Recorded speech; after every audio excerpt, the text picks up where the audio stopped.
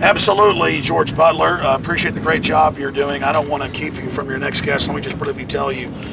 Today at about 3 o'clock, Jim Tucker met with one of his sources, and his sources have always proven to be impeccable.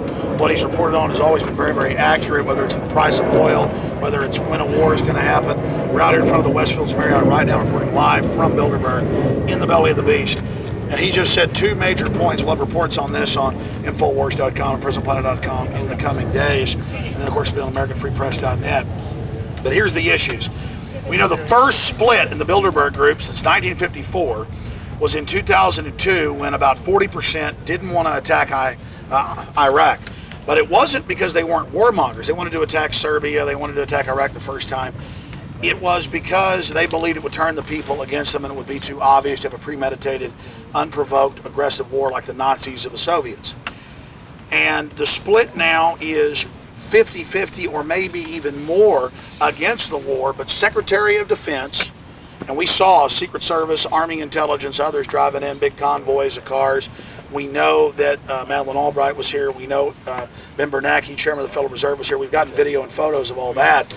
But Secretary of Defense Gates, and he is on the list as well, Robert Gates, he came here just like they met here in 2002 when his predecessor, Donald Rumsfeld, was Secretary of Defense, and they decided to not attack in 2002, but in March of 2003. He came in, gave a speech saying we've got to attack Iran, gave the fake nuke info. People said that was pure bull. They said, look, you're going to screw up our New World Order. It's too obvious to the population. And so there's a major split. The split that started 5 years and 4 months ago, almost 6 years ago because it was before the war started, is now not just a crack, it is a Grand Canyon size canyon here, and so all of this is happening. On the other issue, they've raised oil prices, as Bilderberg, and we said this 2 years ago, would do to $140 a barrel.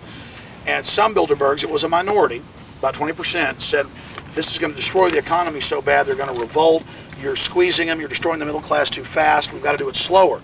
It isn't that they are good guys, they just want to kill us slower and kind of smother us quietly. They want to kill us with sleeping pills instead of a baseball bat.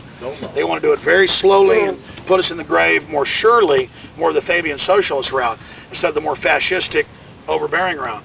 And so those are two major breaking, first time ever, George Butler, right here on your show.